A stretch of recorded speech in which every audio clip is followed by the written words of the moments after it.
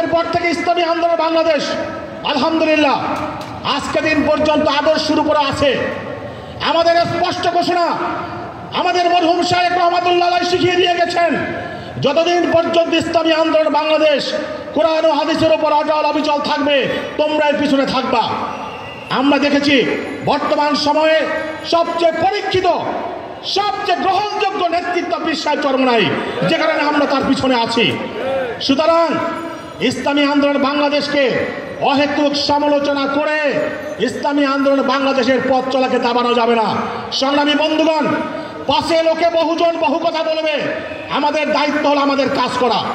আগামী জাতীয় নির্বাচন, এটা আমাদের জন্য চ্যালেঞ্জ। এই নির্বাচনে ইসলামী আন্দোলন বাংলাদেশকে একটি সম্মানজনক সফলতা ঘরে তুলতে হবে, আর সেই দায়িত্বের অগ্রণী ভূমিকা পালন করতে হবে ইসলামী যুব আন্দোলন বাংলাদেশের প্রত্যেকটা নেতা কর্মীকে। আমাদের নেতা পীর সাহেব চরমনাই বলেছেন, আগামী জাতীয় নির্বাচন পিআর পদ্ধতিতে হতে হবে।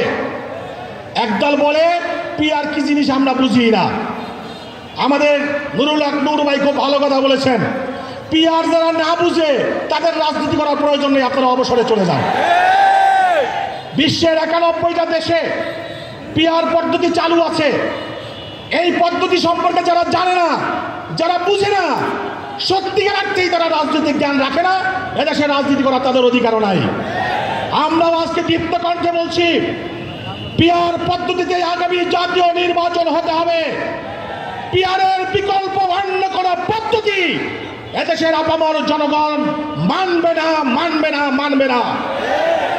গায়ের জোরে যদি চাপিয়ে দিতে চান, তাহলে আবার হয়তো প্রয়োজনে রাজপথে মোকাবেলা হবে। সংগ্রামী বন্ধুগণ, পিআর পদ্ধতি হোক আর যে পদ্ধতিতেই নির্বাচন হোক না কেন, আগামী নির্বাচনে আমাদের টার্গেট হলো সর্বোচ্চ সংখ্যক ভোট কালেকশন করা। এজন্য এখন থেকেই প্রতিটি পাড়া মহল্লায়, গ্রামে গঞ্জে ইসলামী আন্দোলন বাংলাদেশের দুর্গ গড়ে তুলতে হবে। প্রত্যেকটি নাগরিকের কানে কানে আগামী দিনে ইসলামী আন্দোলন বাংলাদেশকে ক্ষমতায় নেওয়ার প্রয়োজনীয়তার কথা তুলে ধরতে হবে।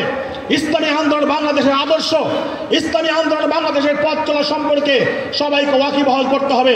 এজন্য আমরা প্রতিটি সময়কে মূল্যায়ন করে এখন থেকে আগামী জাতীয় সংসদ নির্বাচনকে টার্গেট রেখে পীর সাহেব চরমনাই ঘোষিত সকল প্রার্থীকে সামনে রেখে আমরা আগামী নির্বাচনে একটি সম্মানজনক ফলাফল অর্জন করার জন্য সর্বোচ্চ প্রচেষ্টা চালাবো। আর সেই প্রচেষ্টায় ইসলামী যুব আন্দোলন বাংলাদেশ সামনে থেকে অগ্রণী ভূমিকা পালন করবে, এই প্রত্যাশা রেখে বক্তব্য শেষ করছি।